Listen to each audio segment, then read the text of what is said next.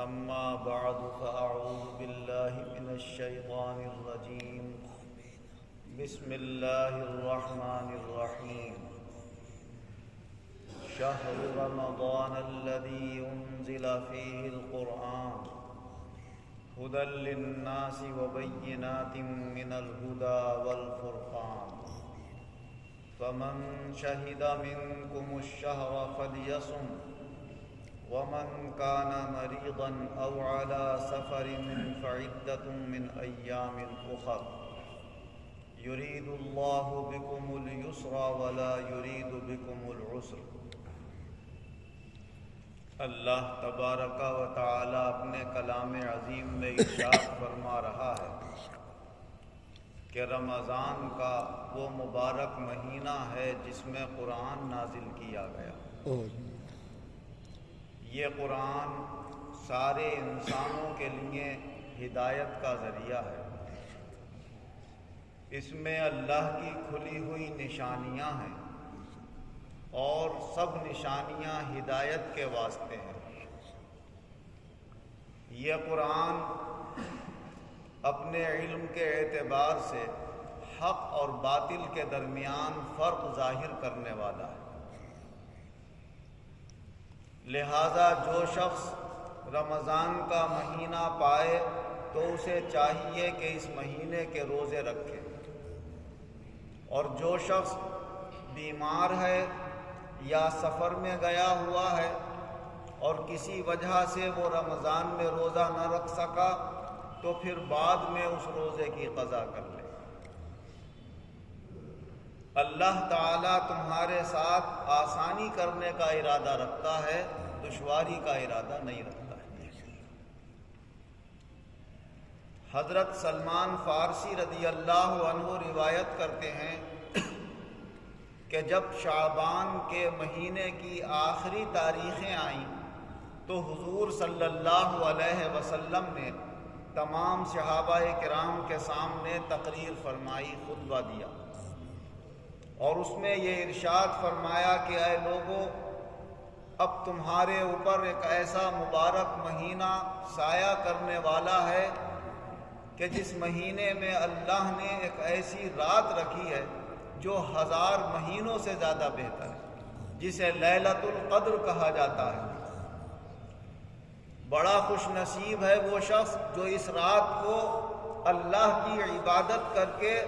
اللہ کی خیر حاصل کر لیتا ہے، اور جو اس رات کی خیر سے محروم ہو گیا تو وہ وہی ہو سکتا ہے جو ہر خیر سے پوری طرح محروم، یعنی بلا ضرورت بغیر کسی مجبوری کے اس رات کی عبادت کو مومن بندہ نہیں چھوڑ سکتا، اس رات کی قدر کرے گا۔ اور فرمایا یہ مبارک مہینہ ایسا ہے کہ اگر کوئی اس میں نفلی عبادت کرتا ہے تو دوسرے مہینوں میں فرض عبادت کرنے کے برابر اللہ ثواب عطا فرماتا ہے، اور اگر رمضان میں کوئی ایک فرض ادا کرتا ہے تو دوسرے دنوں میں 70 فرضوں کے برابر ثواب عطا فرماتا ہے۔ اور فرمایا کہ رمضان المبارک کے مہینے میں اگر کوئی شخص کسی کو روزہ افطار کرا دیتا ہے تو اللہ تعالیٰ افطار کرانے والے کے گناہ معاف فرما دیتا ہے، اسے دوزخ سے نجات عطا فرما دیتا ہے، اور جتنا روزہ رکھنے والے کو ثواب ملتا ہے اتنا ہی اللہ تعالیٰ افطار کرانے والے کو ثواب عطا فرماتا ہے، اور روزہ رکھنے والے کے ثواب میں کوئی کمی نہیں آتی۔ اور فرمایا یہ مبارک مہینہ ایسا ہے کہ اس میں اللہ تبارک و تعالی جب جیسے ہی پہلی رات اس مہینے کی آتی ہے تو جنت کے دروازے کھول دیتا ہے اور دوزخ کے دروازے بند کر دیتا ہے، اور شیطانوں کے بیڑیاں ڈال دی جاتی ہیں، نیکیوں کا سلسلہ بڑھا دیا جاتا ہے، اور جو روزہ رکھتے ہیں اللہ تبارک و تعالی ان کے رزق میں خیر و برکت پیدا فرما دیتا ہے۔ اور فرمایا ویسے تو ہر نیک عمل کا بدلہ اللہ تعالیٰ 10 گنا بڑھا دیتا، اور کسی کسی چیز کے لیے چاہتا ہے، کسی نیکی کے لیے تو 700 گنا تک بھی بڑھا دیتا ہے، مگر اللہ تعالیٰ نے فرمایا سوائے روزے کے، کیونکہ وہ روزہ بندے نے خاص میرے لیے رکھا ہے، اور میں یہ نہیں بتاؤں گا کہ میں اس کا ثواب کیا دوں گا، میں تو اپنے دست قدرت سے بتاؤ کیا عطا کروں گا اپنے بندے کو، وہ میں نے چھپا کر رکھا ہے، الا الصوم، سوائے روزے کے، اور فرمایا یہ روزہ اس کے لیے دوزخ سے ڈھال بن جاتا ہے۔ اور روزے دار کے منہ کی مہک دنیا والے سن گے تو کہیں کہ بھائی منہ صاف نہیں کیا ہے، بدبو آ رہی ہے، اللہ کہتا ہے مجھے اس کے منہ کی مہک مشک سے بھی زیادہ خوشبودار لگتی ہے۔ اور روزے دار کے اوپر اللہ تبارک و تعالیٰ کی خاص رحمتیں اور برکتیں نازل ہوتی ہیں۔ یہ روزہ اللہ کی ایسی عبادت ہے کہ ایک طرف تو اللہ تبارک و تعالیٰ اس کا ثواب بہت زیادہ عطا فرمائے گا جس کی کوئی حد ہی نہیں ہے، اور دوسرے ہماری دنیاوی اعتبار سے بھی صحتوں کے لیے اللہ نے اسے بہت مفید بنایا کہ 11 مہینے تک آدمی یہ کھاتا ہے وہ کھاتا ہے، الٹا سیدھا کھاتا ہے، جسم میں طرح طرح کے فضلات جمع ہو جاتے ہیں، لیکن اس مہینے میں اگر صحیح طریقے سے سحری کرے اور صحیح طریقے سے افطار کرے، اس میں زیادتی نہ کرے، تو پھر دن بھر کا اس کا بھوکا پیاسا رہنا اس کے جسم کے اندر کی بہت ساری خرابیوں کو دور کر دیتا ہے، اور اس کے خاص طور سے پیٹ کے لیے یہ بہت زیادہ مفید ثابت ہوتا ہے۔ تو اس میں جسمانی صحت بھی اللہ نے رکھی اور آخرت کی ہمارے لیے کامیابی بھی رکھی ہے۔ اللہ تبارک و تعالی فرماتا ہے کہ جو بندے میری خاطر روزہ رکھتے ہیں وہ میری خاطر بھوکے رہتے ہیں، پیاسے رہتے ہیں، اپنی خواہشات کو چھوڑتے ہیں، کیونکہ روزہ نام ہے کھانے پینے اور اپنی خواہشات سے رکے رہنے کا، صبح صادق سے لے کر غروب آفتاب تک۔ اور روزے کے رکھنے میں بعض لوگ بے احتیاطی بھی کرتے ہیں، پانی پینے کا انتظار کر رہے ہیں کہ صاحب اذان جیسے شروع ہوگی جلدی سے پانی پی لیں گے، تو اس وقت تھوڑا احتیاط کرنا چاہیے کہ ذرا پہلے سے پانی وانی پی کے فارغ ہو جائیں، کہیں ایسا نہ ہو کہ صبح صادق ہو گیا اور ہم یہ سمجھ رہے ہیں کہ صبح صادق نہیں ہوا ہے تو ہمارے روزے میں شک پیدا ہو جائے گا۔ اگرچہ حدیث پاک میں حضور صلی اللہ علیہ وسلم نے یہ فرمایا کہ ہاں تم نے پانی پیا نہیں تھا، تمہارے ہاتھ میں پانی تھا، پینا چاہ رہے تھے، اذان ہو گئی تو اب ہاتھ مت روکو، اب پی لو، لیکن یہ انتظار کرنا کہ اذان ہوگی تو پئیں گے، اذان جلدی ہو جاتی ہے، کیا معلوم وقت پورا ہونے کے بعد ہی تو اذان ہوگی، اس سے پہلے اذان ہو ہی نہیں سکتی، اور جب صبح صادق ہو گئی تو پھر اس کے بعد کچھ کھا پی لینے سے آدمی کا روزہ خراب ہو جاتا ہے۔ روزہ نام ہے صبح صادق سے پہلے اپنے آپ کو کھانے پینے سے فارغ کر کے اب رک جائے، اور دن بھر اس کا یہ روزہ رہے گا، پھر جب غروب آفتاب کا وقت آئے گا تب وہ روزہ کھولے گا۔ ایسے ہی ہمارے شہر میں اب کچھ ایسے لوگ بھی آ گئے کہ 1 منٹ کا بھی مہلت نہیں دیتے۔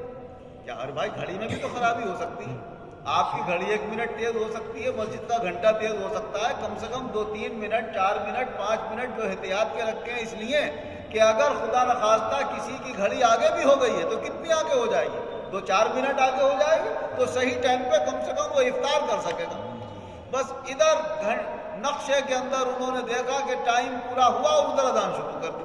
اور روزہ افطار کر لیا۔ کہتے ہیں حضور صلی اللہ علیہ وسلم نے فرمایا جلدی روزہ افطار کرو، تو جلدی کا یہ مطلب نہیں ہے کہ اتنی جلدی کر لو کہ کہیں غلطی سے تمہارا روزہ بھی خراب ہو جائے۔ جلدی کا مطلب یہ ہے کہ اتنی تاخیر مت کرو کہ ستارے نکل آئیں اور خوب رات ہو جائے، بلکہ اتنی جلدی میں کیا 4-5 منٹ کیا جلدی نہیں ہوتی ہے؟ 4-5 منٹ کا احتیاط ہم اذان کے اندر جیسے کرتے ہیں، ایسے ہی دن بھر بھوکے پیاسے رہے اور ذرا سی جلد بازی میں اپنا دن بھر کی محنت بیکار کر لیں، اتنی بڑی عبادت کو خراب کر لیں، یہ بھی اللہ نے کب سمجھایا ہے؟ لہٰذا 2-4 منٹ کی جو ہم مہلت دیتے ہیں اور انتظار کرتے ہیں، یہ تاخیر نہیں مانی جاتی، یہ بھی جلدی مانی جاتی ہے۔ اللہ تبارک و تعالی ہمیں اور آپ کو اس مبارک مہینے کی قدر کرنے کی توفیق عطا فرمائے، دن میں روزے رکھنے کی اور رات میں اللہ تعالیٰ تراویح پڑھنے کی توفیق عطا فرمائے۔ حضور صلی اللہ علیہ وسلم نے یہی فرمایا کہ اللہ نے اس مہینے میں دن کے روزے فرض کیے ہیں، اور رات کی جو آپ کی تراویح کی نماز ہے، عبادت ہے، قرآن سننا سنانا ہے،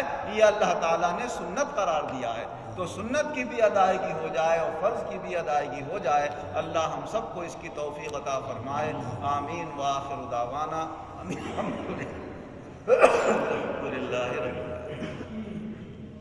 الحمد للہ رب العالمین والعاقبۃ للمتقین والصلاة والسلام علی خیر خلقہ محمد وآلہ واصحابہ اجمعین. اے اللہ ہمارے گناہوں کو معاف فرما، آئندہ گناہوں سے بچنے کی توفیق عطا فرما. جو بیمار ہیں انہیں شفا عطا فرما، جو قرض دار ہیں انہیں قرضوں سے نجات عطا فرما، جو بے روزگار ہیں انہیں اچھے روزگار عطا فرما،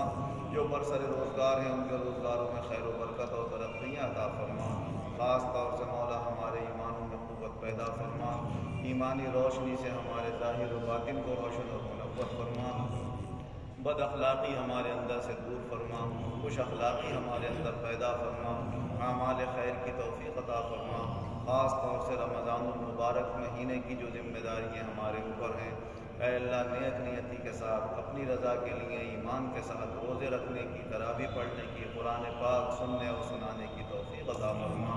آمین بجاہ النبی الکریم وبحرمت سائر المرشدین وصلی اللہ تعالی علی خیر خلقہ محمد وآلہ واصحابہ اجمعین برحمتہ.